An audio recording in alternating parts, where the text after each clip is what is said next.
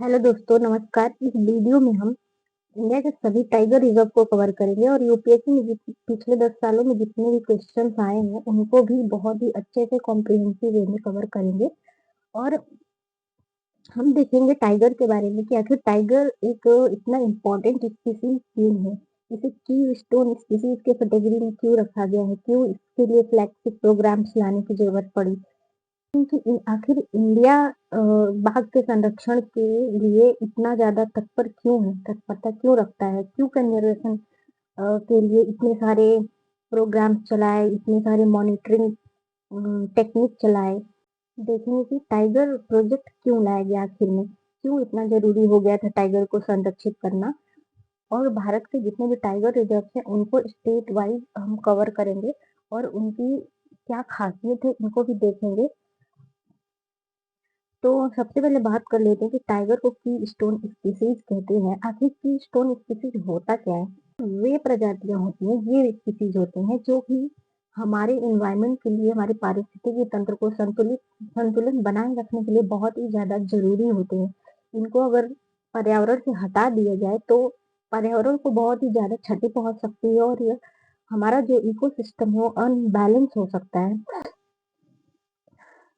तो टाइगर जो होता है वो किसी भी पारिस्थितिक तंत्र के लिए बहुत इंपॉर्टेंट होता है, क्योंकि ये सबसे टॉप मोस्ट का मांसाहारी जीव है जो कि अ, हिरण जैसे शाकाहारी स्पीशीज को खाकर अपना खाद्य श्रृंखला पूरा करता है और पारिस्थितिकी को संतुलन बनाए रखता है। इसलिए टाइगर को बहुत ही ज्यादा इम्पोर्टेंस दिया जाता है और इसी के बिहार पे ग्लोबल टाइगर रिजर्व डे भी एक आयोजन किया गया था और उसी दिन से इंटरनेशनल टाइगर डे भी मनाया जाने लगा। एक चीज हम आपको बता दें, टाइगर जो होता है उसको कभी भी हानिकारक जीव नहीं घोषित किया जा सकता है, ये वर्ल्ड वाइड मान्य है। क्यों? क्योंकि टाइगर बहुत ज्यादा इम्पोर्टेंट है और अगर मारने की कभी स्थिति भी आई तो दो परिस्थितियों में से किसी से मारा जा सकता है। एक तो हो गया कि वो जो बाघ है वो रोगग्रस्त हो गया है, उसका इलाज संभव नहीं है और वो मरने के कगार पे खुद ही आ गया है। और दूसरा हो जाता है कि उससे मानव जीवन को कोई खतरा है, तब उसे मारा जा सकता है। और भारत इतना ज्यादा टाइगर को प्रोटेक्ट करने का प्रोजेक्ट टाइगर ये सारी चीजें क्यों चलाया आखिर में? क्योंकि हमारे इंडिया में जो है दुनिया का 75 से 80% बाघ जो है सिर्फ भारत में ही पाए जाते हैं और इनकी संख्या धीरे धीरे बढ़ भी रही है भारत में। तो इसीलिए सरकार ने संरक्षित करने के लिए इनको संरक्षित करने के लिए प्रोजेक्ट टाइगर चलाया 1975 ईस्वी में। सबसे पहला टाइगर रिजर्व जो है वो जिम का अगर टाइगर रिजर्व था जो कि 1936 में ही बना था, बट बाद में इसको और भी ज्यादा अपग्रेड किया गया। तो अब जो प्रोजेक्ट टाइगर चलाया गया था वो वर्ल्ड वाइड फंड जो एक उसके द्वारा समर्थित था और भारत सरकार दोनों ने मिलकर चलाया था। और इसका क्या उद्देश्य था, क्यों लाया गया? क्योंकि उस टाइम पे बाघों को बहुत ही ज्यादा मारा जाता था, उसका इलीगल ट्रेडिंग बढ़ गया था, उसके बाद उनके खालों को निकाल के बेचा जाने लगा था। तो इन सारी चीजों को रोकने के लिए बाघों को संरक्षित करने की जरूरत पड़ी, इसलिए प्रोजेक्ट टाइगर लाया गया और मानवीय हस्तक्षेपों को कम करने के लिए भी लाया गया कि हाँ आखिर में हम टाइगर को संरक्षित कर सके। तो प्रोजेक्ट टाइगर जो है वो एक केंद्र प्रायोजित योजना था। केंद्र प्रायोजित योजना का मतलब है कि केंद्र सरकार और राज्य सरकार दोनों ही इसके लिए फंडिंग करेंगी। केंद्र सरकार जो है 60% और राज्य सरकार 40% फंडिंग करती है प्रोजेक्ट टाइगर के तहत। और यह पर्यावरण एवं वन जल और जलवायु परिवर्तन मंत्रालय के अधीन लाया गया था। शुरू में जो थे 9 संरक्षित क्षेत्र थे, टाइगर रिजर्व थे, बट अब वर्तमान में जो है इनकी संख्या 58 हो गई है। तो हम अब देखते हैं कि आखिर टाइगर की कंजर्वेशन स्टेटस क्या है IUCN लिस्ट में और वन्य जीव अभ्यारण्य 1972 में। तो IUCN रेड लिस्ट में टाइगर को एक विलुप्त प्राय इंडेंजर कैटेगरी के अंतर्गत रखा गया है। तो IUCN की बात करते हैं तो IUCN एक अंतरराष्ट्रीय संगठन है जो कि प्रकृति के संरक्षण के लिए काम करता है और यह एक रेड लिस्ट सूची जारी करता है जिसमें कि 9 कैटेगरियां होती हैं। और इन 9 कैटेगरियों में 3 बहुत ही इंपॉर्टेंट है, एक तो इंडेंजर, एक वल्नरेबल और एक क्रिटिकली इंडेंजर्ड, इन तीनों कैटेगरी के जितने भी स्पीशीज होते हैं उनको खासी तौर पे बहुत ही ज्यादा सुरक्षा और संरक्षण की जरूरत होती है। तो आईयूसीएन अपना ये रेड लिस्ट का कैटेगरी क्यों जारी करता है? ये मन में सवाल उठ सकता है। तो ये इसलिए जारी किया जाता है ताकि हमें ये पता चल सके कि कौन सी स्पीशीज हैं जो कि संकटग्रस्त हैं, वाकई उनको बचाने की जरूरत है ताकि हमारा इकोसिस्टम अनबैलेंस ना हो।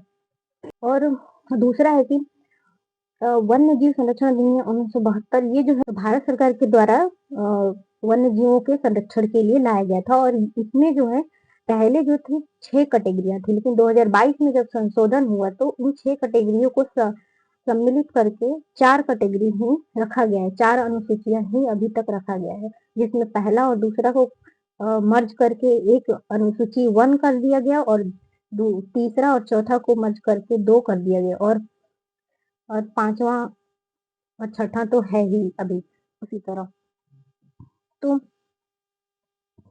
तो ये जो टाइगर जो है वो वन्य जीव अधिनियम 1972 के अनुसूची 1 में दर्ज है, जिसमें कि ये जो अनुसूची होता है ये जो भी प्रजातियां हैं उनको अति संरक्षण की जरूरत होती है, बहुत ही ज्यादा संरक्षण की, और उनका ट्रेडिंग, उनका शिकार, ये सब चीजें बिल्कुल ही प्रतिबंधित होती है उन्हें, और इसके लिए बहुत ही ज्यादा कड़ी सजा दी जाती है। बात करते हैं कि प्रोजेक्ट टाइगर जो है उसके तहत टाइगर्स रिजर्व बनाए जाने की व्यवस्था रखी गई, जिसमें कि वन्य जीव संरक्षण अधिनियम 1972 के धारा 38 में 38 के जो है उसके तहत टाइगर बाघ अभ्यारण्य जो है, टाइगर रिजर्व है, उसका प्रबंधन एवं संरक्षण किया जाता है। और टाइगर रिजर्व जो है ना वो 2 जोन में बांटा गया है। एक तो होता है कि कोर जोन और दूसरा होता है बफर जोन। कोर जोन का मतलब होता है कि ये टाइगरों का, जैसे ये टाइगर का घर, यानी कि यहाँ टाइगर ही सिर्फ रह सकते हैं, यहाँ पे मानवीय गतिविधियां नहीं हो सकती है, यहाँ पे कोई भी सामुदायिक संरक्षण नहीं हो सकता है, कोई भी इको टूरिज्म या अन्य तरह की जो भी इंडस्ट्रियल चीजें होती है वो भी नहीं हो सकता है। ये क्रिटिकली टाइगर हैबिटेट होता है, विशेष रूप से महत्वपूर्ण रूप से टाइगरों के निवास के लिए होता है, और टाइगर का यहाँ प्रजनन स्थल होता है। यहाँ पे मानवीय हस्तक्षेप बिल्कुल ही प्रतिबंधित हो जाता है।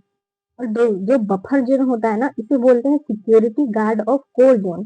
तो इसमें ये होता है कि इसमें मानवीय गतिविधियां जो होती है ना उनको थोड़ा ढील दिया जाता है। इसमें सीमित मानवीय गतिविधियां अलाउ रहती है, जैसे कि इको टूरिज्म करना, चराई करना, वन्य उत्पाद इकट्ठा करना, ये सारी चीजें इसमें अलाउ होती है। और यहाँ वहाँ की जो कम्युनिटी होती है, वहाँ की जो जनजातियां होती हैं, वो इस क्षेत्र में उन क्षेत्र को प्रोटेक्शन देने के लिए, संरक्षित करने के लिए अपना योगदान दे सकती हैं। और यहाँ पे क्या अलाउ नहीं रहता है उसमें है कि जो भारी उद्योग हैं, जो भारी खनन क्षेत्र हैं, बड़े बड़े विनिर्माण उद्योग हैं, वो सारी चीजें यहाँ पे बिल्कुल ही प्रतिबंधित है। ये चीज यहाँ भी नहीं हो सकती है। टाइगर रिजर्व जो होता है उनको घोषित करने का अधिकार राज्य सरकार के पास होता है, और लेकिन केंद्र सरकार की इनको पूर्वानुमति लेनी पड़ती है। अब बात करते हैं कि टाइगर प्रोजेक्ट तो चलाया गया कि बाघों को संरक्षित किया जा सके, उनके लिए टाइगर रिजर्व भी बनाए गए, उनको संरक्षित करने के लिए विशेष उपाय किए गए, लेकिन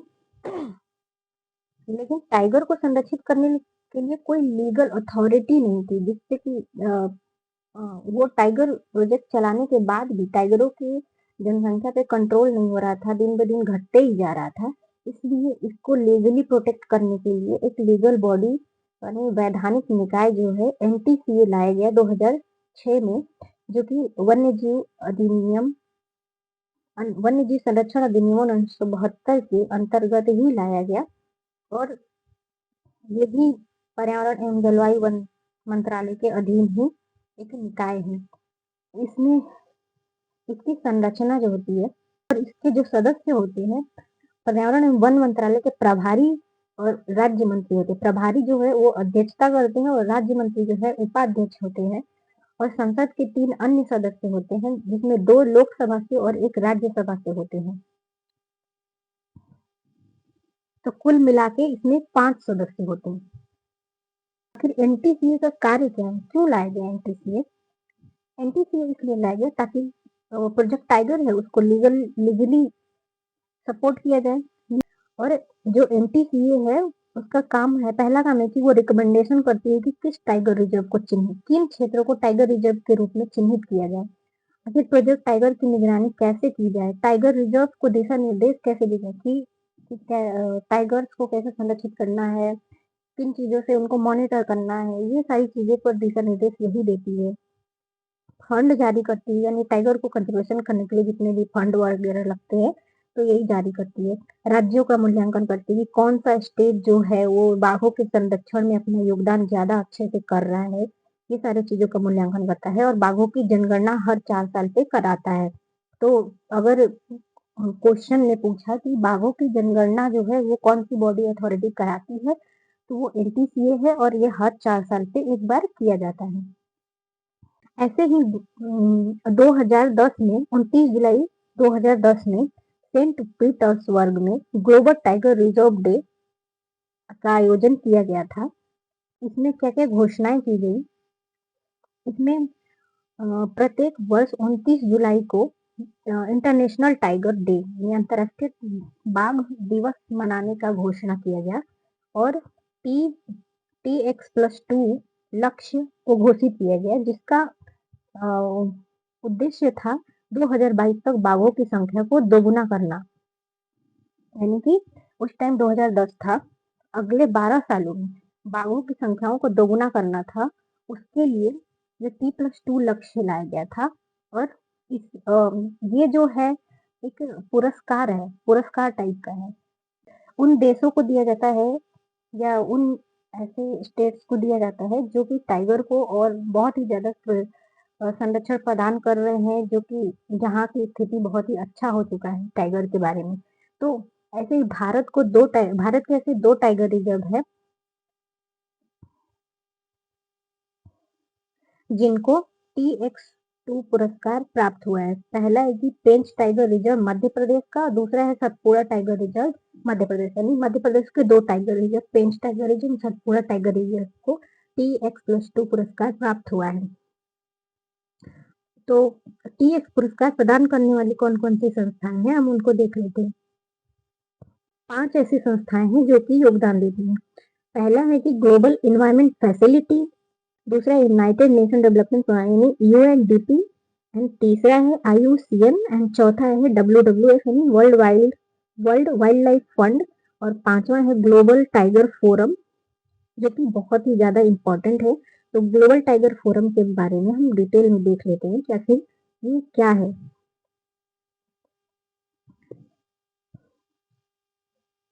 तो ग्लोबल टाइगर फोरम जो है एक इंटर गवर्नमेंटल ऑर्गेनाइजेशन है, अंतर सरकारी संगठन है, जो कि अंतरराष्ट्रीय स्तर पे एकमात्र ऐसा ऑर्गेनाइजेशन है जो कि स्पेसिफिक सिर्फ और सिर्फ टाइगर के कंजर्वेशन पे ही फोकस करती है।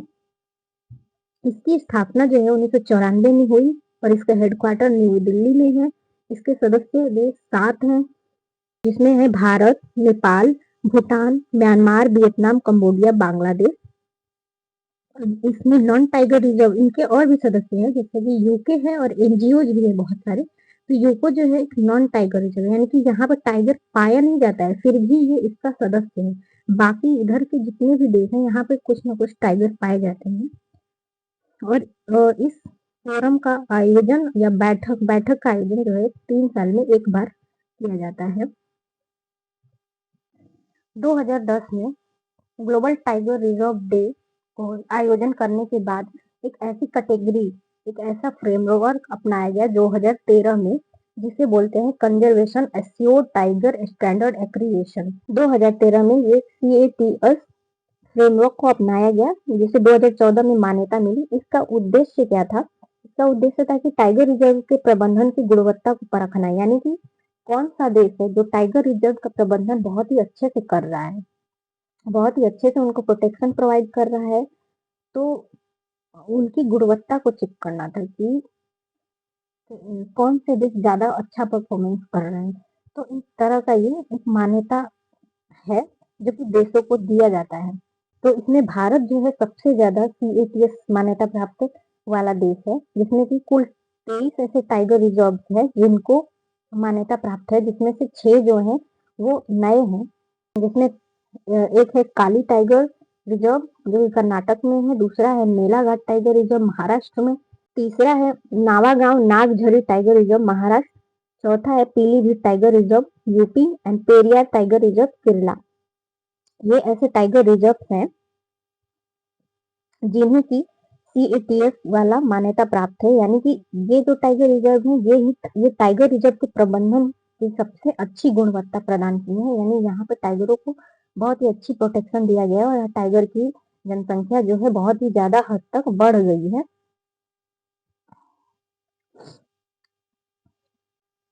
अगला पॉइंट हम देखते हैं कि आय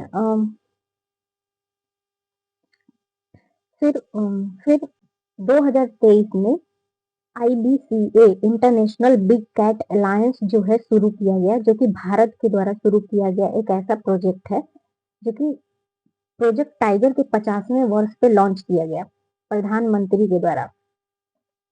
इसका आयोजन भी हर 2 साल में एक बार होता है और एक संधि आधारित अंतर सरकारी अंतर्राष्ट्रीय संगठन है और एक विधायी निकाय भी लीगल बॉडी भी है, जो कि जिसको मान्यता जो है 29 फरवरी 2024 को मिला।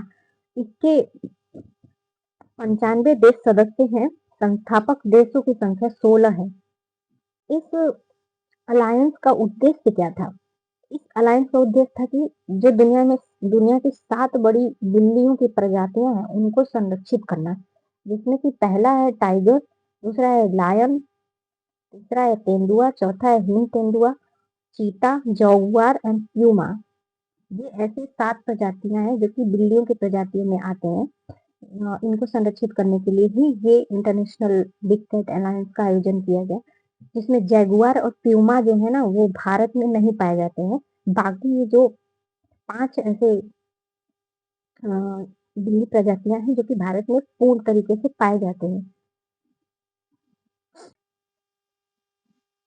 तो अब तक हमने जितनी भी चीजें देखी वो टाइगर से रिलेटेड कुछ राष्ट्रीय और कुछ अंतर्राष्ट्रीय ऐसे संगठन थे, समझौते थे, नियम थे जो कि टाइगर को संरक्षित करने के लिए प्रयास किया गया था। बट टाइगर के मॉनिटरिंग के लिए भी भारत सरकार ने बहुत ही ज़्यादा प्रयास किया है।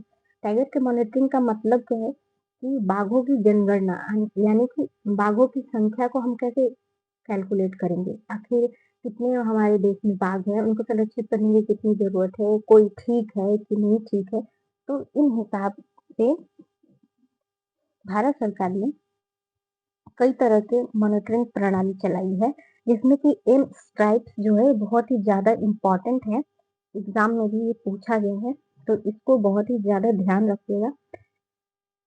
एम स्ट्राइप्स का पूरा नाम है monitoring system for tiger incentive protection and ecological status, जो कि डिजिटल बाघ निगरानी प्रणाली है, जो जीपीएस एंड मोबाइल के जरिए पेट्रोलिंग करता है। इसमें जीपीएस सिस्टम लगा होता है, मोबाइल ऐप से जुड़ा होता है और यह बाघ जो है ना उसकी गतिविधियों को देखता है, वो कहाँ-कहाँ जा रहा है, उसके पेट्रोलिंग रूट को देखता है एंड अवैध गतिविधियां भी, अगर मान लो कोई बाघों को हानि पहुंचा रहा है, इन सारी चीजों को भी वो मॉनिटर करता है, पेट्रोलिंग करता है और जीपीएस के थ्रू मोबाइल ऐप के थ्रू ये डेटा जो है सरकार के पास पहुंच जाती है।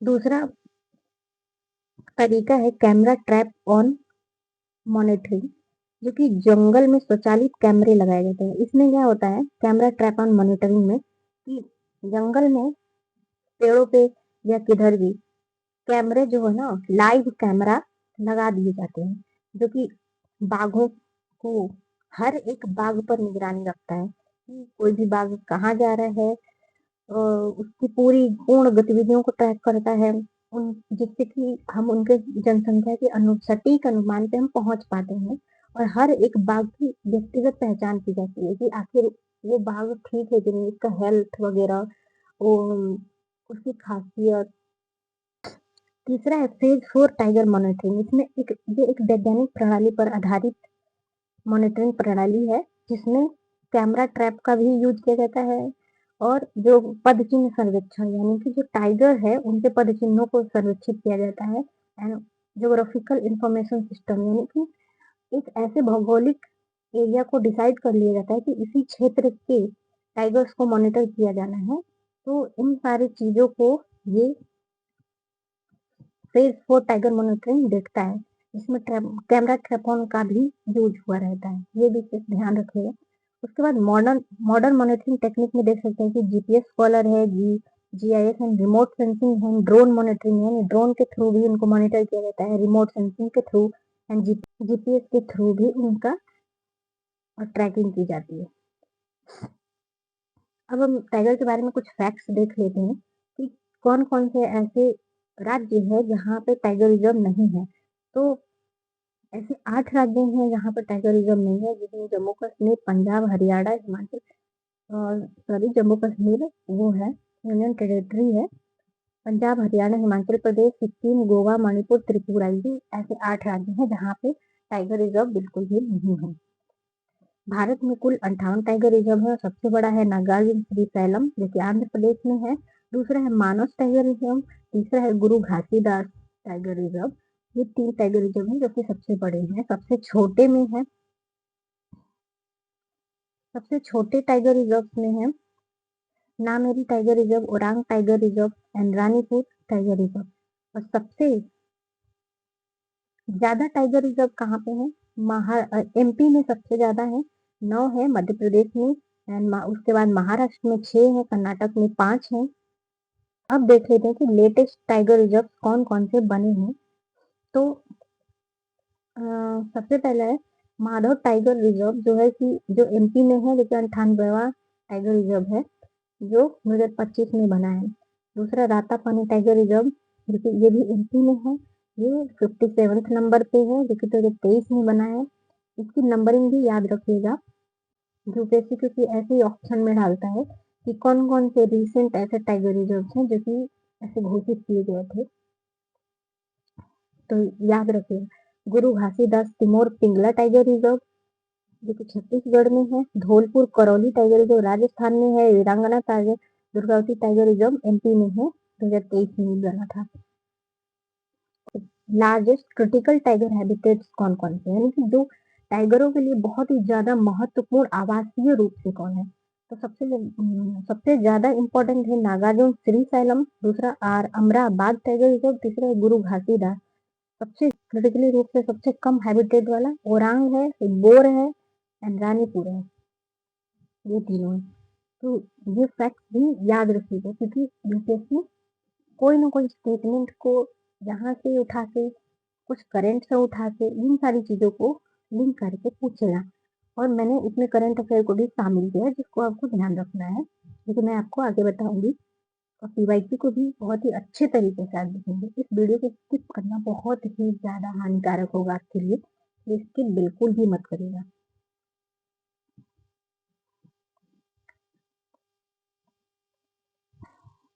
अब हम स्टेट वाइज टाइगर रिजर्व को देख लेते हैं। तो सबसे पहले देखते हैं कि उत्तराखंड में 2 टाइगर रिजर्व है, राजाजी टाइगर रिजर्व और Jim Corbett tiger reserve. Jim Corbett tiger reserve जो है इसका पुराना नाम हेली नेशनल पार्क था, जो कि बाद में जिम कॉर्बेट नेशनल पार्क बना। इसे बाद में टाइगर रिजर्व भी घोषित कर दिया गया। यहाँ पे रामगंगा नदी और हिमालयन गिरिपाद रामगंगा नदी प्रवाहित होती है और हिमालयन गिरिपाद में है, हिमालय के फुट हिल्स है ना, वहां पे पाया जाता है, तो याद रखना।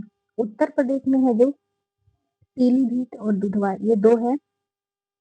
पीलीभीत जो है वो दलदली झीलों के लिए बहुत ही ज्यादा प्रसिद्ध है और यहाँ बाघ और गेंडा भी पाए जाते हैं। और सुहेली और मोहना नदी यहाँ से प्रवाहित होती है दुधवा से। बिहार में वाल्मीकि टाइगर रिजर्व है। अरुणाचल प्रदेश में है, अरुणाचल प्रदेश में 3 है, Namdapha, Kamlang and Pakke tiger reserve. Namdapha tiger reserve, Kamlang tiger reserve and Pakke tiger reserve. Namdapha tiger reserve जो है ये भारत का चौथा बड़ा राष्ट्रीय उद्यान है, ये जो कि उड़ने वाले गिलहरी के लिए प्रसिद्ध है। दूसरा है कामलांग, जो कि कामलांग नदी पे है, और पक्के टाइगर रिजर्व जो है कामेंग नदी और नामेरी नदी के पास में है। यहाँ पे नामेरी नेशनल पार्क जो कि असम में है, वो इससे इसके पास में ही स्थित है पक्के, और हॉर्न बिल के लिए प्रसिद्ध है। असम में देख लेते हैं, तो असम में जो है मानस, नामेरी, ओरांग, काजीरंगा, मानस, नामेरी, ओरांग, काजीरंगा, ये 4 टाइगर रिजर्व हैं। मानस जो है ये संकोच नदी, सरलभंगा हिल और तोवाली नदी, ये 4 नदियां हैं जो कि इसके यहाँ से प्रवाहित होती हैं। काजीरंगा जो कि बहुत ही इम्पोर्टेंट है, ये पक्षी अभ्यारण्य भी है, वाइल्ड लाइफ सेंचुरी तो नहीं है यहाँ पे, ये टाइगर रिजर्व भी है, नेशनल पार्क भी है, और पक्षी अभ्यारण्य भी है, and next wild life sanctuary नहीं है। मिजोरम में डंपा टाइगर रिजर्व है। बंगाल में बुक्सा, जो कि संकोसी, रैडाक और जयंतिया नदी है यहाँ पे, यहाँ सुंदरवन टाइगर रिजर्व भी है। झारखंड जो है वहाँ पे पलामू टाइगर रिजर्व है, एकमात्र टाइगर रिजर्व, जो कि छोटा नागपुर पठार के क्षेत्र में पड़ता है। यहाँ से उत्तरी कोयल नदी बहती है, और यहाँ पे एकमात्र ऐसा नेशनल पार्क भी है, बेतला नेशनल पार्क, जो कि मैंने आपको पूरा डिटेल में पिछले वीडियो में पढ़ा दिया, तो उस वीडियो को भी आप जरूर देखें। अगला है उड़ीसा में Satkosia tiger reserve and Similipal tiger reserve. Similipal tiger reserve जो है बुधा, बंगला, इष्ट देव एंड सलमदी, खैरी नदियां यहाँ से प्रवाहित होती हैं। इम्पोर्टेंट है, नदियों को याद जरूर रखें। छत्तीसगढ़ में देखें तो Guru Ghasidas, Timor Pingla, Indravati tiger reserve, Udanti Sita Nadi tiger reserve and Achanakmar tiger reserve, ये 4 है जो कि छत्तीसगढ़ में है। आंध्र प्रदेश में है नागार्जुन श्रीशैलम, भारत का सबसे बड़ा टाइगर रिजर्व, बाघों के लिए बहुत ही महत्वपूर्ण आवासीय क्षेत्र है ये। तेलंगाना में Amrabad Amrabad tiger reserve and Kawal 2 है। तमिलनाडु में 5 है, Anamalai tiger reserve, Kalakkad Mundanthurai tiger reserve, Mudumalai tiger reserve, Sathyamangalam tiger reserve, Shri Srivilliputhur Megamalai tiger reserve, जो कि ध्यान रखना है। केरल में Parambikulam tiger reserve, Periyar tiger reserve, ये 2 है। कर्नाटक में देखो, जो तमिलनाडु है, केरल है और कर्नाटक, इनमें हमें बहुत ही ज्यादा कंफ्यूजन होता है। तो ये जो स्टेट्स है ना, इन स्टेट्स के जितने भी टाइगर रिजर्व है, नेशनल पार्क है, उनको बहुत ही अच्छे से आपको प्रैक्टिस करनी है, ध्यान देना है कि कौन सी नदियाँ कहाँ से गई है, कौन सी चीजों के लिए फेमस है, थोड़ा खुद से भी रिसर्च कर लेना जरूरी है। तो ये सब चीजें बहुत इंपॉर्टेंट है, क्योंकि ये बायोडाइवर्सिटी हॉटस्पॉट वाले जोन आते हैं, तो इसलिए यहाँ पे क्वेश्चन उठना बहुत ही ज्यादा लाजमी हो जाता है। कर्नाटक में देख लेते हैं बांदीपुर टाइगर रिजर्व, जो कि नुग्गू, काबिनी और मोयार नदियां यहाँ से बहती है। अगला है Bhadra tiger reserve, Biligiri Ranganatha temple tiger reserve, Nagarhole tiger reserve और काली टाइगर रिजर्व। महाराष्ट्र में देखते हैं तो महाराष्ट्र में बोर टाइगर रिजर्व है, जो कि भारत का सबसे छोटा टाइगर रिजर्व है। मेलाघाट टाइगर रिजर्व, जहाँ पे खांडू, खपरा, गदरा, डोलर नाम की नदियां प्रवाहित होती हैं। नावे गांव नजीरा tiger reserve, Pench tiger reserve, जो कि मध्य प्रदेश और महाराष्ट्र दोनों में पड़ता है और एक कॉरिडोर भी बनाता है। सह्याद्री टाइगर रिजर्व, जो कि यहाँ पे टाइगरों की सबसे लो डेंसिटी है, सबसे कम जनसंख्या यहीं पे है घनत्व के हिसाब से। तडोबा अंधारी जो है महाराष्ट्र का सबसे पुराना टाइगर रिजर्व है। मध्य प्रदेश में बांधवगढ़ टाइगर रिजर्व, जो कि हाई डेंसिटी है, इंडिया का सबसे ज्यादा घनत्व वाला टाइगर रिजर्व है। कान्हा टाइगर रिजर्व, जहाँ कान्हा नदी पे है, और ये जो है दलदली हिरण के लिए इम्पोर्टेंट है, प्रसिद्ध है। अगला है Panna tiger reserve, Pench tiger reserve, Sanjay Dubri tiger reserve, Satpura tiger reserve, Veerangana Durgavati tiger reserve, Ratapani tiger reserve, Madhav tiger reserve. यहाँ पे मध्य प्रदेश में कुल 9 टाइगर रिजर्व हैं, जिन्हें बहुत ही ज्यादा ध्यान रखना है, और हम नेशनल पार्क में भी इन सारी चीजों को देख चुके हैं, तो आपको दिक्कत नहीं आने वाली है, और इनकी विशेषताएं भी हम नेशनल पार्क में देख चुके हैं, इसलिए मैं यहाँ पे डिटेल में नहीं लिखूंगी। क्योंकि नेशनल पार्क में सेम चीज़ें पढ़ चुके हैं हम, इसलिए। अब बात करते हैं राजस्थान में। राजस्थान में भी 5 ऐसे टाइगर रिज़र्व्स हैं, जो कि बहुत ही ज़्यादा इम्पोर्टेंट है यहाँ की दृष्टि से। पहला है मुकुंदरा हिल्स, दूसरा है रामगढ़ विषधारी टाइगर रिज़र्व, जो कि अभी नया रिसेंटली बना है। रणथंभौर टाइगर रिज़र्व, जो कि बनास और चंबल बेसिन में पाया जाता है। Sariska tiger reserve and Dholpur Karauli tiger reserve. तो ये रहे आपके टाइगर रिज़र्व। अब इनको हम बेसिन वाइज देखते हैं कि कौन-कौन से बेसिन में क्षेत्र में आती है, क्योंकि बेसिन क्षेत्र पे एग्ज़ाम में बहुत ही ज़्यादा क्वेश्चन पूछा है, तो मैं यहाँ आपको दिखाऊँगी, तो उसको देख लेते हैं। दुधवा टाइगर रिज़र्व जो है कि शारदा घाघरा गंगा बेसिन क्षेत्र में पाया जाता है, जो कि तराई आर्क लैंडस्केप है, क्योंकि ये तराई क्षेत्र में पाया जाता है, वहाँ हिमालय ऐसे टच करते हुए जाता है ना, उस तराई क्षेत्र में इसको बनाया गया है, इसलिए बहुत ही ज़्यादा ये भी इम्पोर्टेंट है, ध्यान रखिएगा। असम की जो 2 टाइगर ऐसे रिज़र्व हैं, जिनकी स्टेटस बहुत ही ज़्यादा है, जिसमें वो टाइगर रिज़र्व भी हैं, नेशनल पार्क भी हैं, यूनेस्को सूची में भी सम्मिलित हैं। तो इसमें मानस और काजीरंगा, ये 2 ऐसे टाइगर रिज़र्व हैं असम के, जो कि नेशनल पार्क भी है, टाइगर रिज़र्व भी है और यूनेस्को सूची में भी शामिल है। बट ये रामसर और बायोस्फीयर रिज़र्व नहीं है और यहाँ पे ये ब्रह्मपुत्र बेसिन पड़ता है।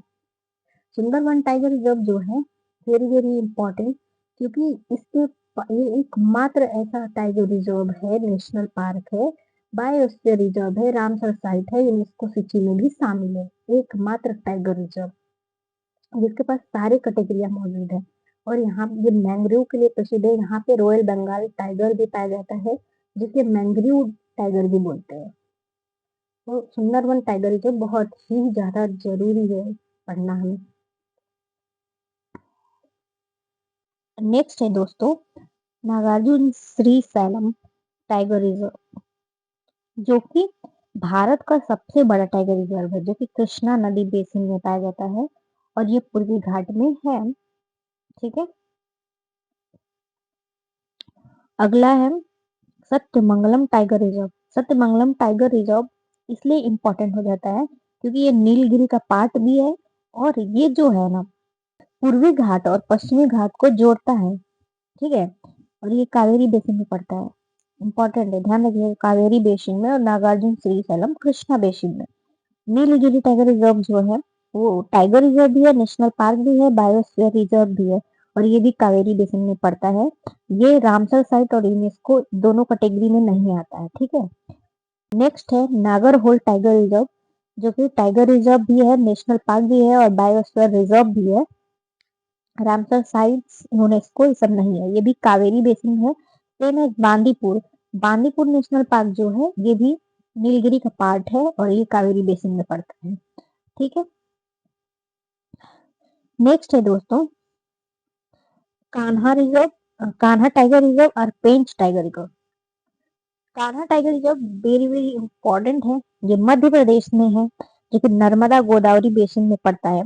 और ये सब बेसिन जो है ना वो ध्यान रखना है, खास करके यूपीएससी इसीलिए पूछता है, इसीलिए मैंने इसको पीवाईक्यू से देख के क्वेश्चन का एनालाइज करके उसके बाद मैंने नोट्स में शामिल किया, उस हिसाब से अपने नोट्स को प्रिपेयर किया है।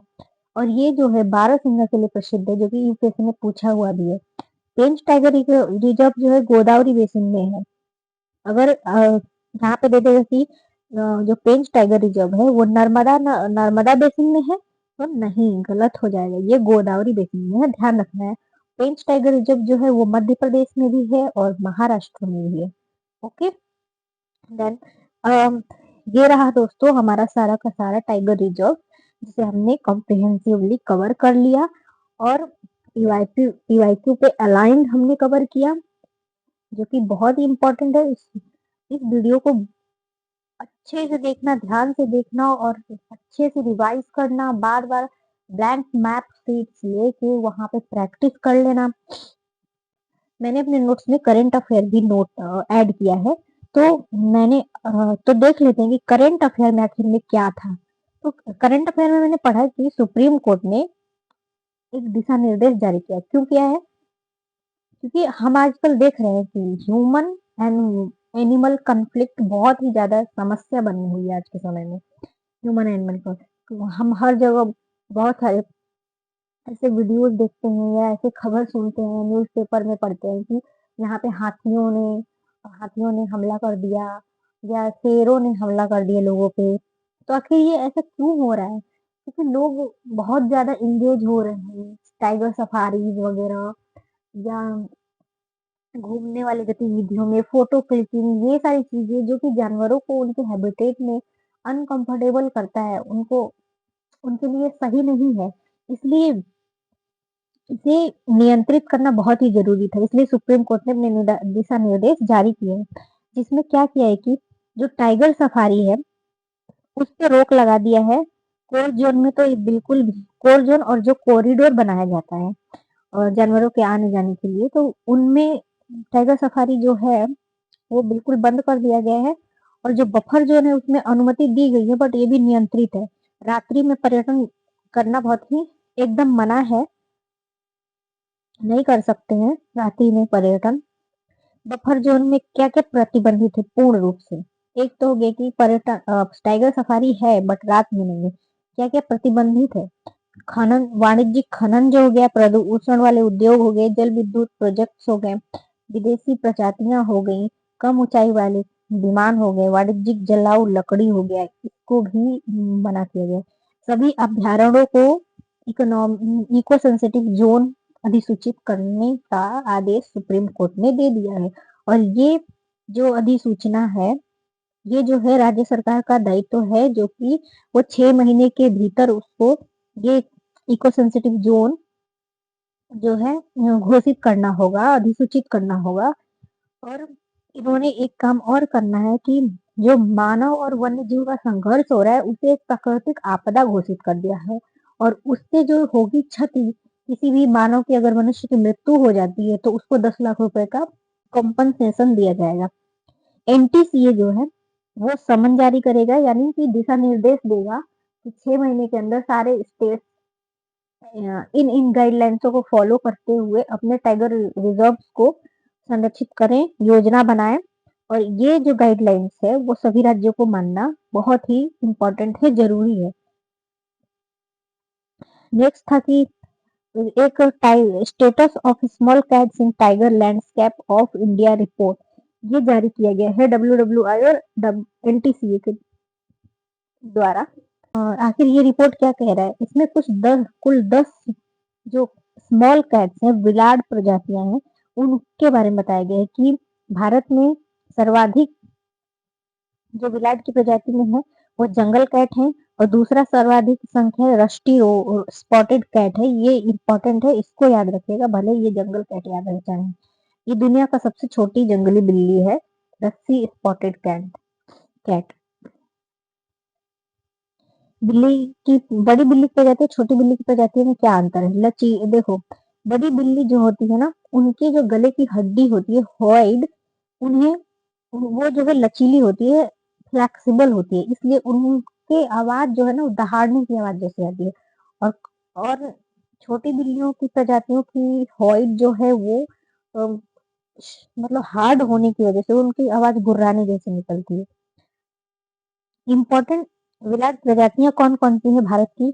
पहला है एशियाई गोल्डन कैट, दूसरा है कैराकल, थर्ड है फिशिंग कैट एंड फोर्थ है यूरेशियन लिंक। और इनमें क्या कॉमन है कि ये सभी एकांतवासी है और रात्रि चर है। ठीक है, ये रातों में मतलब ये जगने वाली है। बस एशियाई गोल्डन कैट है, ये रात्रि चर नहीं है, बाकी सब रात्रि चर है, ये याद रखना। और एकांत में रहना ये पसंद करती है बिल्लियां। और ये जो फिशिंग कैट है ना, इसका एक इम्पोर्टेंस है कि इसके पीछे के पैर में झिल्ली होती है जो इसे आगे बढ़ने में मदद करती है। अब हमने सारे current affair, static, basic, most important tiger reserve, उनके करेक्टरिस्टिक, सारी चीजों हमने देख लिया। अब हम आते हैं कि पीवाईक्यू, आखिर पीवाईक्यू में क्या दिया हुआ है, पीवाईक्यू के एनालिसिस करते हैं। चलिए, तो सबसे पहला दिया हुआ है कि निम्नलिखित में से कौन सा क्षेत्र संरक्षित क्षेत्र कावेरी बेसिन में है? तो क्या बोला? कावेरी बेसिन में। तो हमने क्या पढ़ा था? नागरहोल है कावेरी में, सत्यमंगलम है और वायनाड भी है। ठीक है, वायनाड जो है केरल के वायनाड जिले में है। सत्यमंगलम जो है तमिलनाडु में है। एंड नागरहोल जो है ये आंध्र प्रदेश में है। और पापीकोंडा ये कावेरी बेसिन में नहीं आता है। ठीक है, तो आंसर क्या हो जाएगा 1, 3 एंड 4। 1, 3 एंड 4। ठीक है, तो इस प्रकार से आपको देखना है कि कौन से बेसिन के अंदर क्या आता है। इसलिए मैंने आपको, जो कि मैंने आप लोग को बहुत ही अच्छे तरीके से कवर करा दिया है, उसे ध्यान रखिएगा।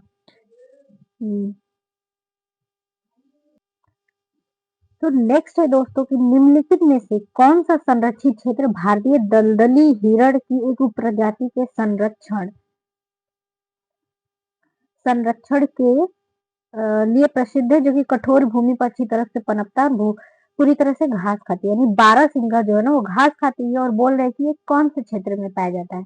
तो हमने पढ़ा था ना कि कान्हा जो राष्ट्रीय उद्यान है वो बारहसिंगा के लिए प्रसिद्ध है। ठीक है, हमने यहाँ पढ़ा था कि कान्हा टाइगर रिजर्व जो है वो नर्मदा गोदावरी बेसिन में और बारहसिंगा के लिए प्रसिद्ध है। ठीक है, ये पीवाईक्यू में पूछ चुका है, तो इसलिए मैंने ऐड किया था।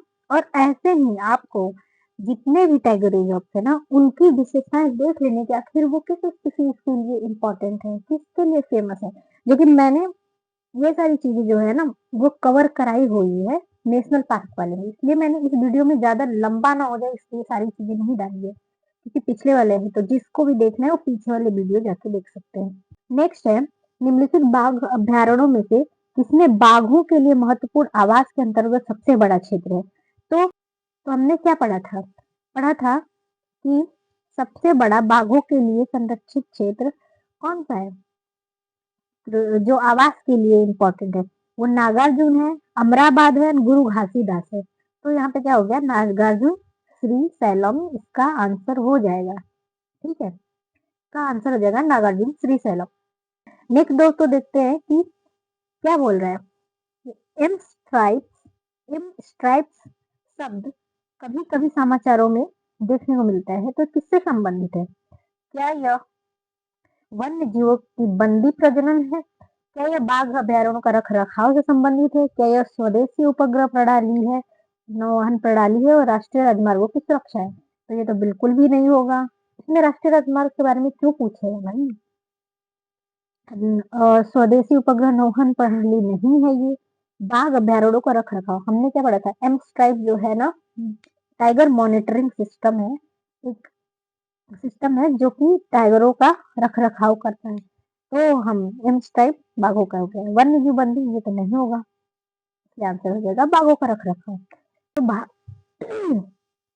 दोस्तों ये क्वेश्चन बहुत ही ज्यादा इम्पोर्टेंट है, क्योंकि इसमें कॉन्सेप्ट का यूज होगा जो कि आपको समझ में आना चाहिए और आप दिमाग लगाना चाहिए।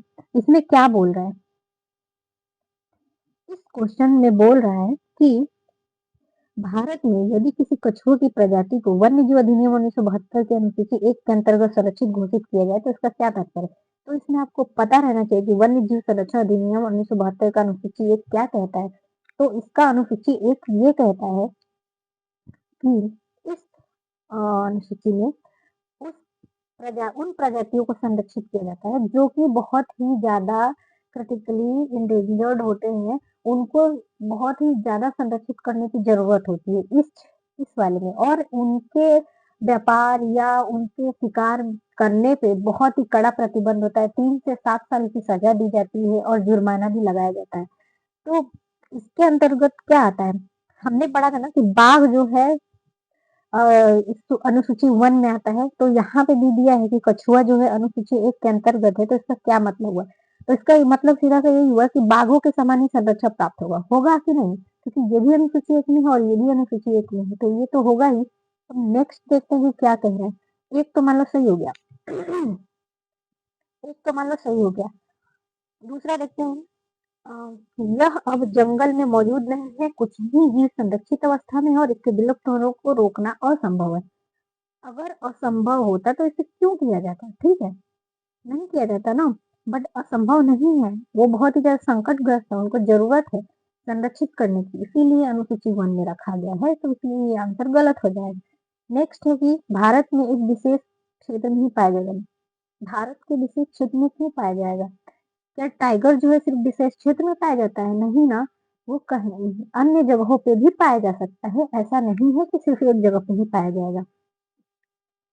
वैसे कछुआ जो दिया है तो वो सिर्फ एक जगह पे नहीं, बहुत सारी जगहों पे पाए जाएँगे, ठीक है? ये है भले है कि अनुसूची 1 के अंतर्गत जो-जो जानवर है वो कहीं भी पाए जाएँ, उनको संरक्षित करना बहुत ही ज़्यादा ज़रूरी है, वो संरक्षण के क्षेत्र में आएँगे। आगे देखते हैं दोस्तों।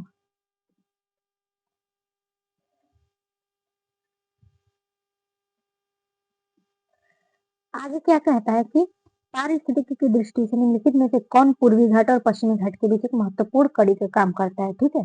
तो कौन-सा था हमने क्या पढ़ा था? इसमें है सत्यमंगलम, नल्ला मल्ला, नागरहोल एंड शेषचालम। तो हमने पढ़ा था ना सत्यमंगलम जो है स्फीयर रिजर्व जो कि नीलगिरी का लैंडस्केप पार्ट है जो कि पश्चिमी घाट और पूर्वी घाट को जोड़ता है, ठीक है? तो ये आंसर सही हो जाएगा। निम्नलिखित संरक्षित क्षेत्रों पर विचार करें। बांदीपुर भितरकनिका मानस और सुंदरवन उपरोक्त में से कौन-कौन से बाघ अभयारण्य घोषित किए गए हैं? तो कौन-कौन सा बाघ अभयारण्य है इसमें? तो हमने देखा था बांदीपुर है, मानस है और सुंदरवन है। भितरकनिका नहीं है क्योंकि ये जो है कि मगरमच्छों, घड़ियालों, ओलिव रिडले टर्टल के लिए बहुत ही ज़्यादा इम्पोर्टेंट है, इसमें ये नहीं है। ठीक है? तो 1, 3 एंड 4 हो जाएगा इसमें आंसर। तो ये रहे दोस्तों आपके सारे पीवाईक्यू हमने किए, सारे स्टैटिक्स, सारे हमने बेसिक्स किए, जितने टाइगर रिजर्व थे स्टेट वाइज़ वो किए, नदी बेसिन पे जिस प्रकार से क्वेश्चन पूछा था उस चीज़ को हमने किया, बहुत ही अच्छे तरीके से जो कि आपको आई होप कि ये वीडियो आपको बिल्कुल समझ में आया होगा और अगर आपको ये समझ में आया है तो हमें कमेंट में ज़रूर बताएँ ताकि हम नेक्स्ट आगे के लेक्चर भी लाते रहें, जिससे हमें मोटिवेशन मिले और वीडियो को लाइक ज़रूर करें एंड चैनल को सब्सक्राइब कर लें एंड दोस्तों को भी शेयर करें क्योंकि ये मैंने एनवायरनमेंट का सेक्शन लाना इसीलिए समझा ना क्योंकि अ, यूट्यूब पे ना बहुत कम ऐसे चैनल्स हैं जो कि एनवायरनमेंट को पढ़ाए हुए हैं और हिंदी मीडियम के लिए खासकर तो ज़्यादातर कंटेंट तो है ही नहीं। जितने भी टीचर्स हैं अच्छे-अच्छे पढ़ाते हैं वो सारे इंग्लिश मीडियम में। तो मैं नेक्स्ट लेक्चर में मिलते हैं, वीडियो को एंड करते हैं। बाय बाय दोस्तों, all the best for your exam and बहुत ही अच्छे से मेहनत करिए, रिवीजन करिए एंड टेस्ट लगाइए। Okay, bye bye.